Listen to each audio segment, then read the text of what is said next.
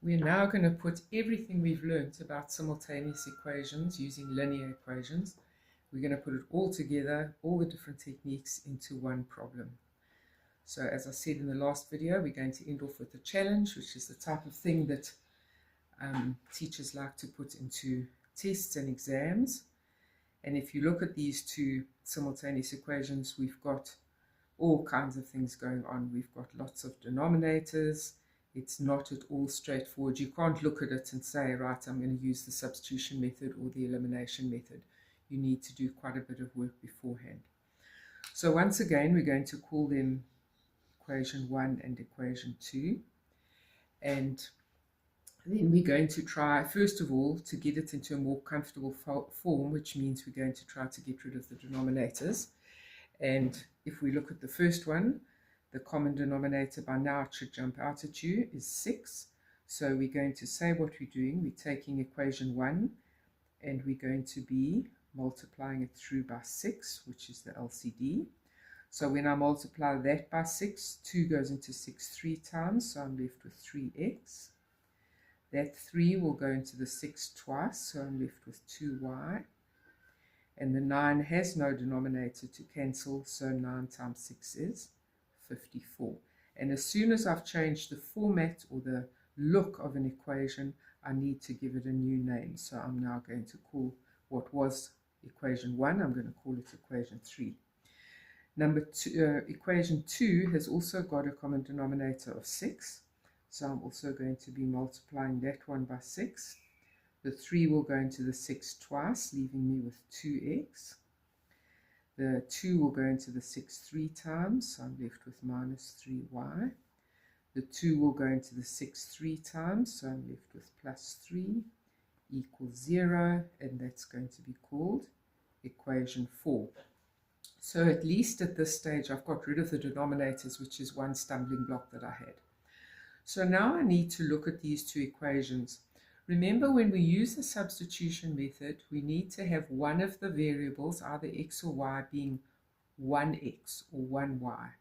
Well, in this case, none of them are just a y or an x on their own.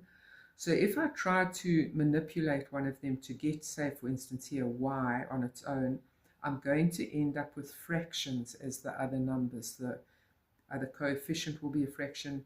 That could be a fraction. Actually, this time it will work out to be a whole number. But you're going to have fractions involved, which you don't want. You've just got rid of the fractions. So when you see this, you're going to say, okay, substitution works not going to work so well because I'm going to end up with fractions. So I'm looking at elimination method. An elimination method means either the x coefficients have to be the same or the y coefficients have to be the same. Neither of them are. So in this one, I'm going to decide to make the y's the same. So again, I'm looking at an LCM.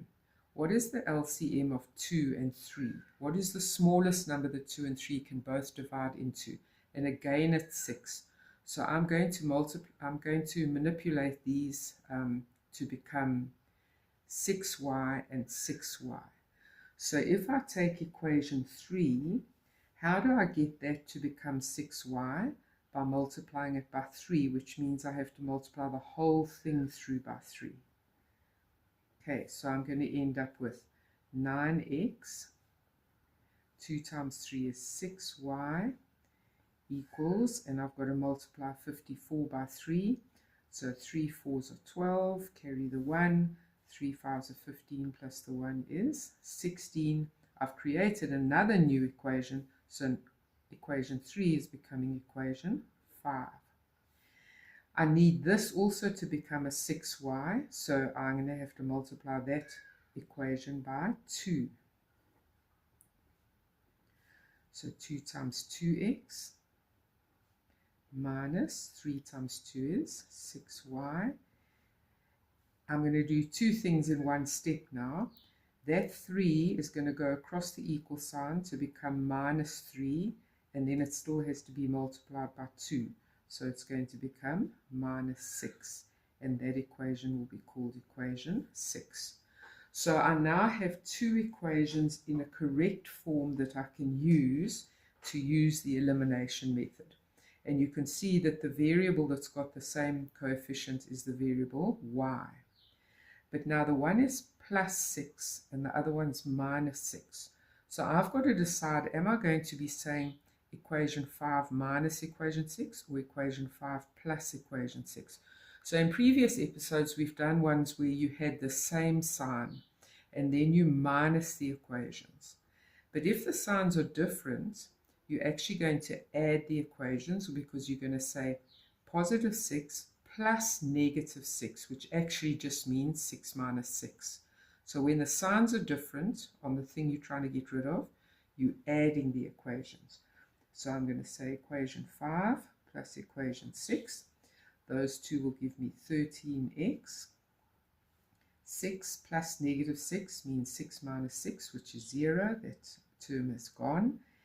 And 162 plus negative 6 also means 162 minus 6, which is equal to 156. I don't want 13x, so I need to divide by that coefficient, do the same on both sides. So therefore, x is going to be 156 divided by 13 is 12. I've found one of the two variables. So remember, as soon as you found that one, you've got to use it to go back and find another one. So I'm going to look through all these different forms of the equation. These are all different forms of those original two equations. I'm not going to use one of these because I don't want to deal with denominators. So looking through that, I'm going to be substituting into the x value. I think I'm going to use that one, but it doesn't matter which one you use, but say what you're using. So I'm substituting into equation 3. State what you're doing, because then the reader or the examiner doesn't have to start hunting for what you've actually done. You stated it there and then you carry on with it. So into that equation 3, wherever there's an x, I'm now going to write a 12. So it's going to be 3 times 12 plus 2y is equal to 54. And as you can see, when I substitute that in, now I've only got an equation with one variable, which is y. So 3 times 12 is 36 plus 2y equals 54. Let's isolate the 2y. The 54 is already there. I'm taking the 36 across. It goes from being positive to negative. So 2y is equal to, that minus that is going to give me 18. I don't want 2y, I just want y. And so therefore, y is equal to 18 divided by 2, which is 9. And remember, the whole reason that we're working our simultaneous equations, these both represent straight line graphs. We want to know the point on the Cartesian plane at which those two straight line graphs would intersect. And the point that I found out without even drawing the graphs is an x value of 12 and a y value of 9. Right, that is the end of the section on linear equations, which then also went on to involve simultaneous equations. I hope it's been very helpful. I'm trying to make every series on a specific topic cover that topic from the very basics right up to the challenges at the end. In other words, I'm trying to give you an opportunity where you can actually just teach yourself off these videos. So I hope it's been helpful. And it would be helpful to me if you would just press that subscribe button. Thank you.